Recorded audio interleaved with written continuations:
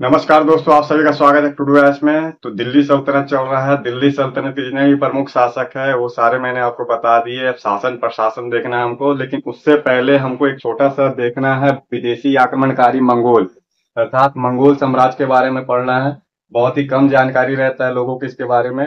फिर भी दिल्ली सल्तनत के साथ इनका किस तरीके से जुड़ाव रहा, संबंध क्या रहा, तो उसको देखना है। टॉपिक है मंगोल मंगोल साम्राज्य।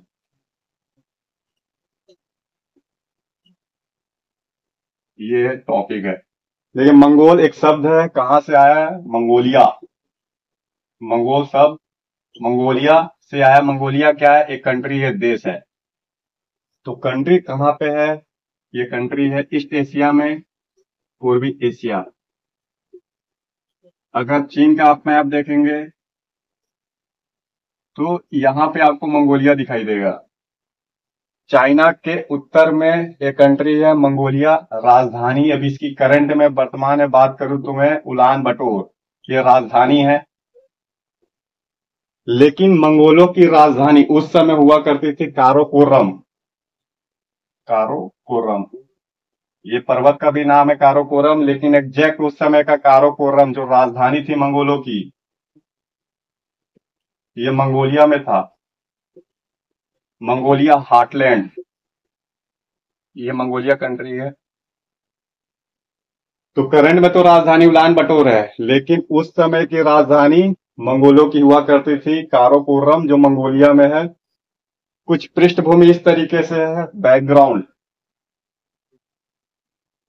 पृष्ठभूमि कि मंगोल है क्या। तो बोलना है मंगोल का ही, इसमें काफी सारे जनजाति थी। तो जनजाति कर लीजिए, इसे बोलते हैं नोमाडिक खाना बदोश।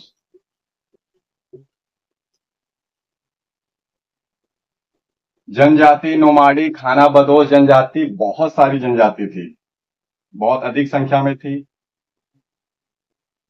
इन जो सारी जनजातियों को तो एकत्र करने का काम, मान लेता हूं मैं ये जनजाति है ए बी सी, इनकी भाषा खान पीन वेशभूषा अलग है, अलग अलग जनजातियां हो गई, लेकिन ये किसी विशेष पार्टिकुलर क्षेत्र में रह रहे हैं। एक क्षेत्र है, वो इस क्षेत्र में वास कर रहे हैं। तो वह क्षेत्र मान लेते हैं मंगोल एक क्षेत्र था, और इसमें अलग अलग जनजाति थी। इनकी वेशभूषा खान पीन अलग थी, लेकिन चूंकि ये देश था, क्षेत्र था मंगोल, तो उसके नाम से ही साम्राज्य पड़ा था मंगोल साम्राज्य। इन सारी जनजाति को जोड़ने का काम, एकत्र करने का काम, इनको एक छत्र सीमा में लाने का काम, साम्राज्य के अंदर लाने का काम किसने किया? अर्थात इनका राजनीतिकरण करने वाला व्यक्ति कौन था? उसी का नाम है चंगेज खां। तो पृष्ठभूमि है चंगेज खां की। बात है 12वीं 13वीं शताब्दी की। भारत में काल था दिल्ली सल्तनत। तो एक साइड दिल्ली सल्तनत का साम्राज्य था भारत के अंदर, और विश्व में सबसे बड़ा साम्राज्य था मंगोल साम्राज्य, चंगेज खां। तो चंगेज खां ने अलग अलग मंगोल जनजाति को एकत्र किया, उन्हें एक राजनीतिक सीमा के अंदर लाया और एक साम्राज्य तैयार किया था। चंगेज का कौन था? इसका जन्म मंगोलिया में हुआ था। आपको बोलना है 1162 में जन्म लिया और 1227 ईस्वी में इसकी मृत्यु हुई। तो पृष्ठभूमि है कि जन्म चंगेज खां का 1162 से 1227 तक का काल है, और यही काल है दिल्ली सल्तनत का। तो एक साइड भारत में दिल्ली सल्तनत है, अभी ऊपरी, वो भी उत्तर भारत बोलेंगे, ऊपरी भारत में दिल्ली सल्तनत है। तो इसी के पैरेलल में मंगोल साम्राज्य है। चंगेज खां का शासन पीरियड है, भारत पे अटैक भी करता है दिल्ली सल्तनत पे। लेकिन यहाँ पे देखना है हमको थोड़ा पृष्ठभूमि, यूनानी साम्राज्य, रोमन साम्राज्य, मंगोल साम्राज्य।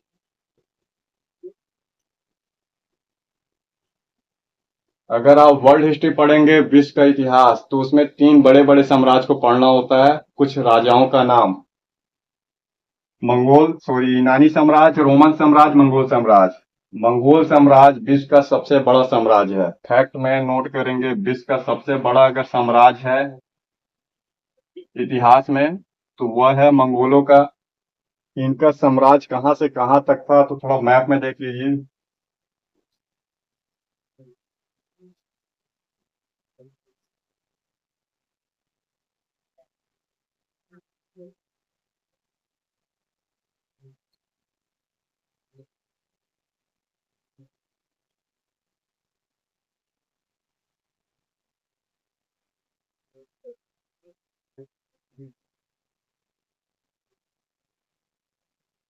देखिए, मैप में अगर देखेंगे ये है प्रशांत महासागर। प्रशांत महासागर से लेके यहाँ पड़ता है भूमध्य सागर। प्रशांत महासागर से लेके भूमध्य सागर तक हिमालय के उत्तर चलेंगे आप, ये अगर हिमालय पर्वत ऐसे कर लेंगे तो अर्थात ये पूरा इलाका आर्कटिक तक का क्षेत्र, भूमध्य सागर तक का क्षेत्र, पूर्वी यूरोप। तो क्षेत्र के नाम कौन कौन से क्षेत्र हैं? पूर्वी यूरोप, सेंट्रल एशिया, उत्तरी चीन, तिब्बत, फिर आपको लिखना है फारस, पश्चिम एशिया। फारस अर्थात ईरान। इतने सारे क्षेत्र मंगोलों के अंडर में थे। तो मंगोलों की सीमा क्या थी? मंगोलों की सीमा बाउंड्री प्रशांत महासागर से लेके भूमध्य सागर तक, पूर्वी यूरोप से लेके आर्कटिक तक का क्षेत्र। इतना विशाल साम्राज्य विश्व में और किसी का नहीं, मंगोलों का था। तो मंगोलों में एक से एक सेनापति, राजा, उत्तराधिकारी हुए जिसने विशाल साम्राज्य की नींव डाली। तो चंगेज खां 1162 में जन्म लेता है, जनजातियों को एकत्रित करता है, सेना बनाता है। इसने काफी सारे अनुसंधान किए, नए नए प्रैक्टिकल किए और अपनी कुशल रणनीति योजना के बलबूते पे इसने चीन और तिब्बत को विजयी किया। चीन और तिब्बत को विजय किया। देखिए, चंगेज खां के बारे में इतिहासकार बोलते हैं निरंकुश था, निर्दयी था, अत्याचारी था। ठीक है, निरंकुश, अत्याचारी था, निर्दयी था, बेरहम था, लेकिन एक कुशल नेता, दूरदृष्टि रखने वाला, पर्सनालिटी, अनुसंधान करने वाला और अपने लोगों के प्रति वफादार, ये भी था चंगेज खां। अगर चंगेज खां में सारे गुण नहीं रहते तो विश्व का सबसे विशाल साम्राज्य की नींव ये स्थापित नहीं कर पाता, नहीं उसे बनाए रख पाता। तो इसका अगर एक निगेटिव पहलू है तो दूसरा पॉजिटिव पहलू भी है, इसी को देखना है। तो इतिहास में देखिए दो तरीके के विचारधारा होते हैं, एक निगेटिव पहलू और एक पॉजिटिव। आपको पॉजिटिव लेके चलना है क्योंकि ये साम्राज्य बनाया है, व्यवस्था दिया है, उससे बहुत सारे नियम कानून और तरीके को लिया गया है दिल्ली सल्तनत के द्वारा। तो निश्चित ही पॉजिटिव पक्ष था। चंगेज खां ने क्या क्या किया, इसके कार्य पहले देखिए। अनुसंधान में किसके ऊपर अनुसंधान कर रहा है? ये सेना के ऊपर। इस तरीके का रिसर्च करता था। इसने अपनी सेना को बांटा 10 में, 100 में, 1000 में, 10,000 में। अर्थात सेना का डिवीजन कि 10 के ग्रुप में सेना बांट दे, 100 के ग्रुप में, 1000, 10,000 और 1,00,000 के ग्रुप में। इस तरीके से इसने दशमलव पद्धति का सेना के ऊपर प्रैक्टिकल किया। ऐसा कोई भी शासक साम्राज्य पहले नहीं था, नहीं बाद में हुआ जिसने अपना डिवीजन किया। तो इसका अनुसंधान था। फिर दूसरा क्या किया सेना का, एक और काम कि दिन की सेना इसने बनाई और रात की सेना। अब यही सेना की टुकड़ी थी, ये क्या करती थी? दिशाओं में अटैक करती थी, सारी दिशाओं में भेजता था, आप जाइए युद्ध करिए। एक टुकड़ी को दूसरी टुकड़ी मदद करती थी। अगर 10 की सेना हार जाए तो 100 की सेना को भेजा जाता था, 100 की सेना हार जाए तो 1000 की सेना को भेजा जा रहा है, ऐसे करके, और अंत में वो क्षेत्र को विजयी किया जाता था। फिर इसने क्या किया? तो एजुकेशन, शिक्षा, मंगोलों के बीच में अर्थात जनजातियों के बीच में एजुकेशन फैलाने का काम किया, उनकी लिटरेसी बढ़ाने का काम किया। तो मंगोल जो अशिक्षित थे, नोमाडिक थे, जनजाति थे, उनको शिक्षित करने का काम किया। गरीबों के प्रति विशेष रूप से उदार था, गरीबी दूर करने की कोशिश करता था, टैक्स में छूट देता था गरीबों को। इसके अलावा इसने डाटा स्टार्ट किया कलेक्शन करना, जो अपने आप में एक विशिष्ट कार्य था, डाटा कलेक्शन। आज भी सरकार डाटा कलेक्शन कर रही है, लेकिन ये डाटा कलेक्शन तो चंगेज खां के समय से ही चल रहा था। चंगेज खां ने अलग अलग तरीके का डेटा इकट्ठा किया, डाटा बेस बनाया, उसका विवरण तैयार किया। किस तरीके का डाटा इकट्ठा करता था? सेना से संबंधित डाटा। मंगोल जो जाति या परिवार है, मंगोल परिवार का पूरा डाटाबेस रखता था। खाने से संबंधित फूड, किस तरीके के फूड चल रहे हैं, परिवार हो गए। और रेवेन्यू, टैक्स से संबंधित, प्लस पार्टिकुलर जो क्षेत्र है, क्षेत्र से संबंधित इसने डेटा कलेक्शन स्टार्ट किया और इन सारे डेटा का इस्तेमाल करता था। बाद में दिल्ली सल्तनत के शासकों ने इसी तरीके से डेटा का इस्तेमाल सेना के लिए किया था कि सेना का विवरण तैयार करेंगे, हुलिया तैयार करेंगे, घोड़े को दागना, ये सारा मंगोलों का ही था ऑलमोस्ट। और मंगोल में भी किसका था? चंगेज खां। तो साइंटिस्ट तो था ही था ये अपने आप में। चंगेज खां का दूसरा नाम भी था, तेमुजिन के नाम से जानते हैं, और बहुत सारे इसके नाम थे, इसमें दो नाम देख लीजिए। गिनिस खां सेकेंड नाम अगर बात करता है, गिनिस खां और तेमुजिन, ये इसका नाम है।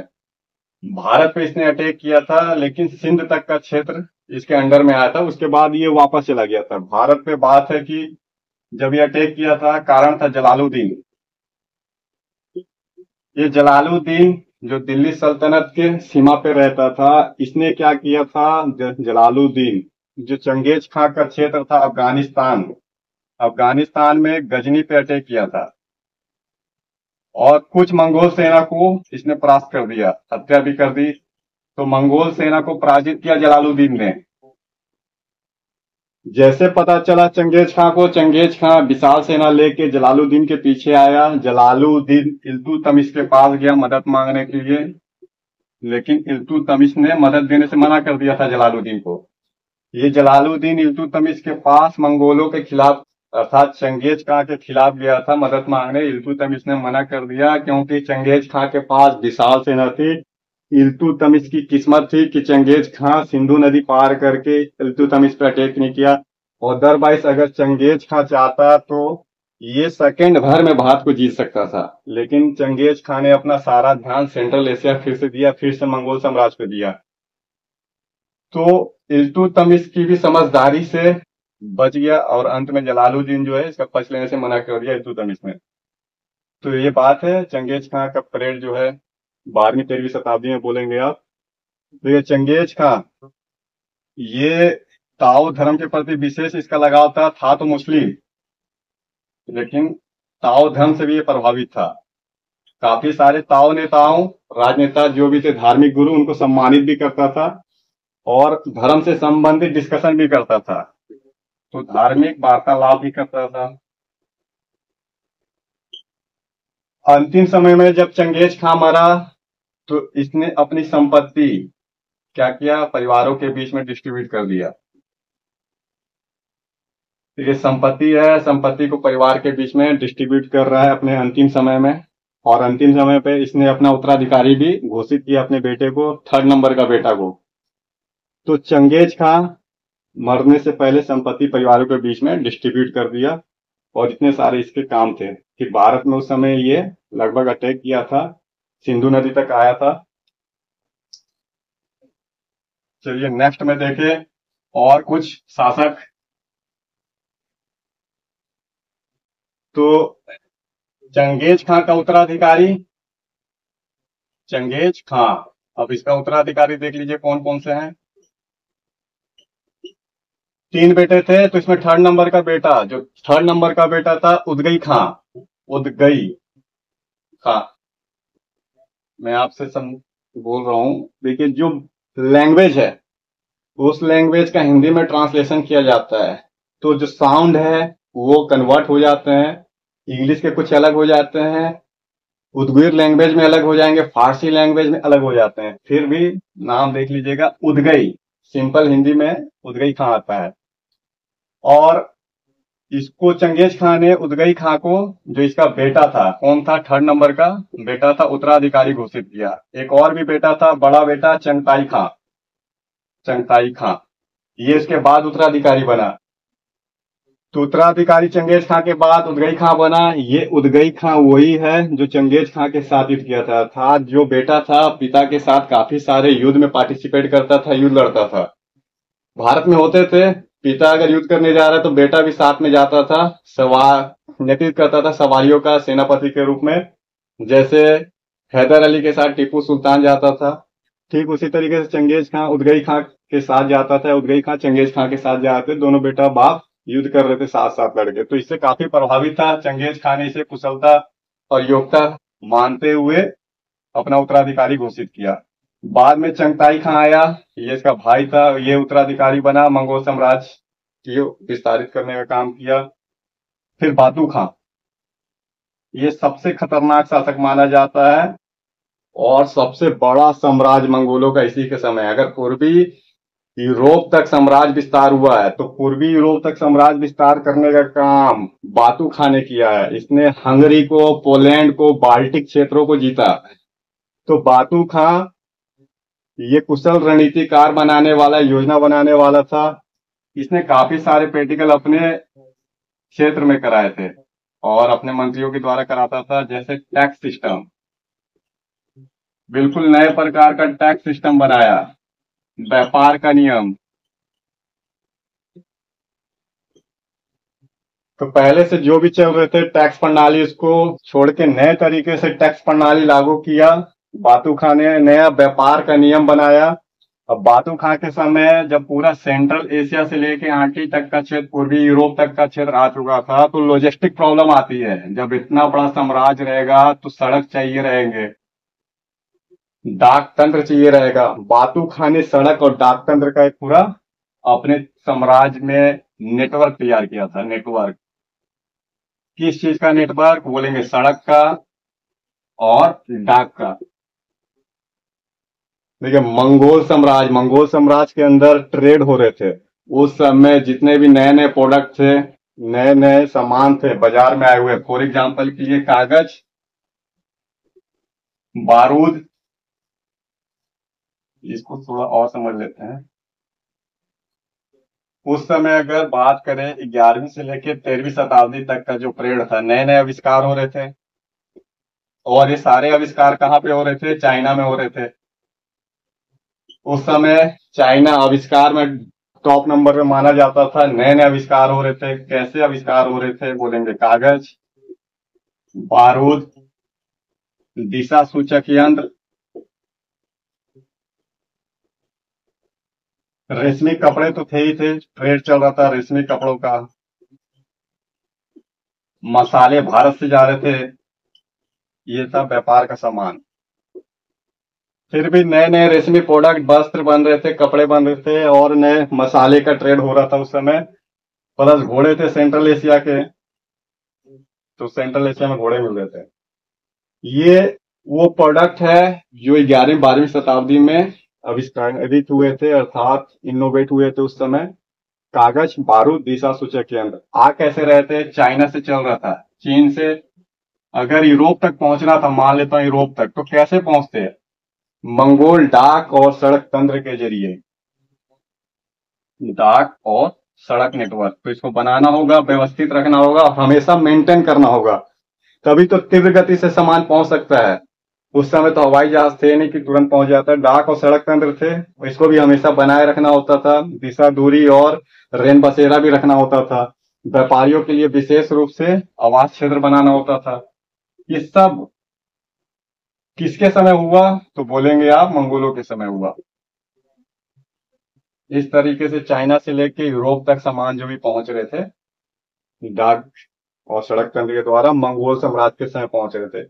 भारत भी जुड़ गया था उस ट्रेड में, मसाले भारत से जा रहे थे। तो रेशमी कपड़े, मसाले, घोड़े का उस समय मंगोल साम्राज्य के जरिए ट्रेड हो रहा था, व्यापार हो रहा था। तो सारे देश को ऑलमोस्ट प्रॉफिट हो रहा था। और देखिए इसमें एक चीज है कि चंगेज खान एक नई भाषा पे स्क्रिप्ट तैयार करवाया था, वो था उगियुर। उगियुर स्क्रिप्ट, इसको बोलते हैं लिपि। जो उगियुर है, ये क्या है, मुस्लिम उगियुर होते हैं, मुस्लिम चाइना में अभी भी वास करते हैं। जो चाइना है, उगियुर मुसलमानों को दबाने का काम करता है, सप्रेशन करता है, दमन करता है। लेकिन जो उगियुर स्क्रिप्ट है, इनकी जो लिपि है, ये भी चंगेज खां की देन है। चंगेज खां। तो ये सब आपको एक बार देखना है।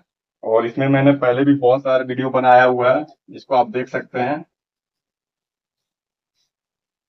एक बार हम देख लेते हैं रिलेशन दिल्ली सल्तनत के साथ। तो देखिए टॉपिक क्या है, मंगोल व दिल्ली सल्तनत।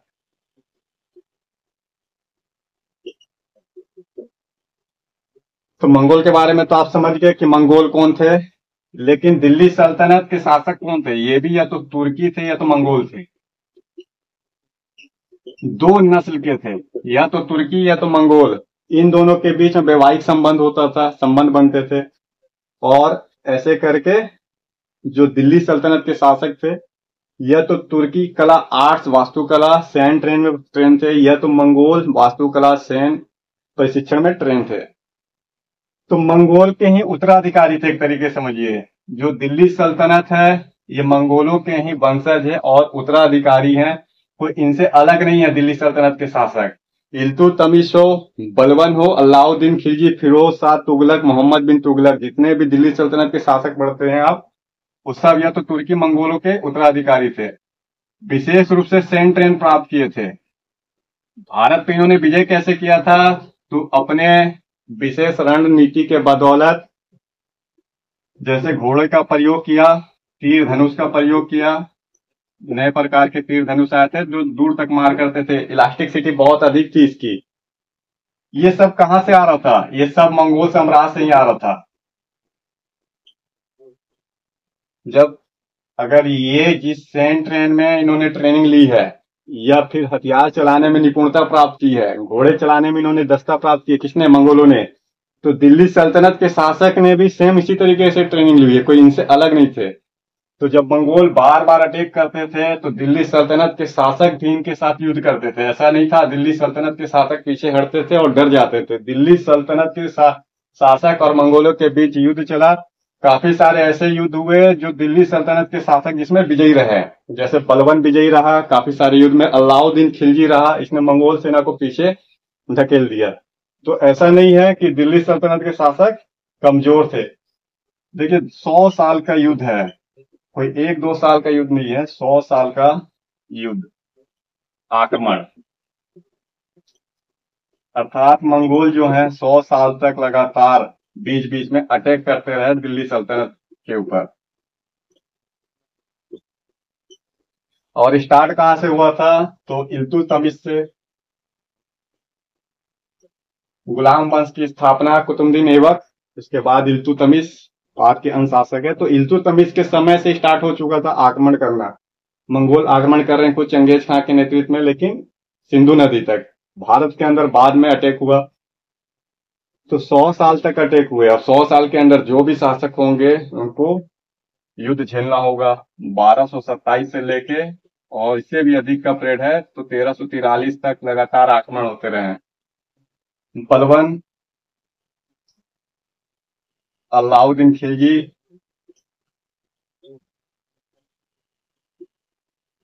और तुगलक में दोनों करेंगे तुगलक। जब भी पूछता है कि किस समय या किस शासक के समय मंगोलों ने अटैक किया, तो दिल्ली सल्तनत के जितने भी शासक है, कोई एक शासक नहीं, क्योंकि टाइम पीरियड 100 साल का है, तो सभी शासकों के समय अटैक हुए हैं। बलबन के समय भी, अलाउद्दीन खिलजी के समय, तुगलक मोहम्मद बिन तुगलक के समय, फिरोज शाह तुगलक के समय। अंत में जब मंगोल साम्राज्य कमजोर पड़ जाता है, तो ये खुद ही टूट जाता है, ब्रेक हो जाता है। इधर से दिल्ली सल्तनत भी कमजोर पड़ जाती है बाद में तैमूर अटैक से। तो तैमूर अटैक से कमजोर पड़ जाती है, तो कुल मिला के अटैक रुक जाते हैं अंत में। तो देखिए, बलवन ने तो पीछे धकेल भी दिया था, हराया भी था। और बलवन ये खुद अपने आप में बहुत खतरनाक शासक था। उस समय के जितने भी राणा और नवाब मंगोलों की मदद करते थे, होते थे राजपूत शासक और नवाब। अगर भारत में कभी भी कोई विदेशी आक्रमण होता था तो निश्चित ही उसको आमंत्रण किया जाता था। आमंत्रण देने का काम कोई ना कोई जरूर करता था। तो उस समय मंगोलों को भारत के अंदर लाने का काम, मदद देने का काम राणा नवाब करते थे। तो बलवन ने मंगोलों को भी पराजित किया था और उन नवाब राणाओं को भी इसने दंडित किया जो मंगोलों को मदद करते थे। ठीक इसी तरीके से अलाउद्दीन खिलजी के समय भी हुआ। अलाउद्दीन खिलजी की राजधानी थी दिल्ली में सीरी। श्री का फोर्ट पढ़ेंगे आप, श्री का किला, ये वास्तुकला में है। तो अलाउद्दीन खिलजी की राजधानी पे भी अटैक हुआ था मंगोलों का। तो बोलेंगे श्री तक अटैक हुआ था।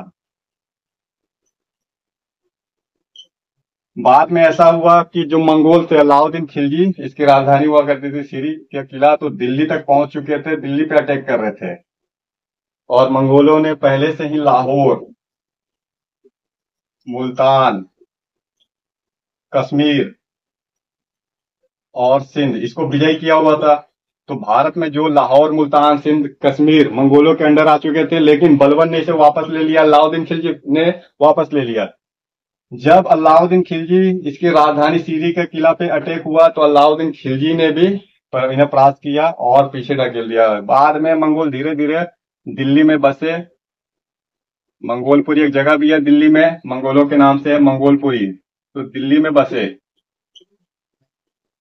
अर्थात इनका भी भारतीयकरण स्टार्ट हो चुका था मंगोलों का। 4000 से अधिक मंगोल दिल्ली में अलाउद्दीन खिलजी के समय बस गए। भारत में इनका भारतीयकरण हो चुका था। तो कुछ ये बैकग्राउंड है। इसके साथ ही ये वीडियो समाप्त हुआ, बस यहीं तक का समय था। अब हम जो आगे पढ़ेंगे, दिल्ली सल्तनत का शासन प्रशासन वास्तुकला, इसको देखना होगा। फिलहाल एक बार मंगोलों का थोड़ा पृष्ठभूमि देख लेंगे और दिल्ली सल्तनत का पहले से जो वीडियो है। बस बने रहिए तब तक के लिए। टुडू में चैनल लाइक करिए, सब्सक्राइब करिए।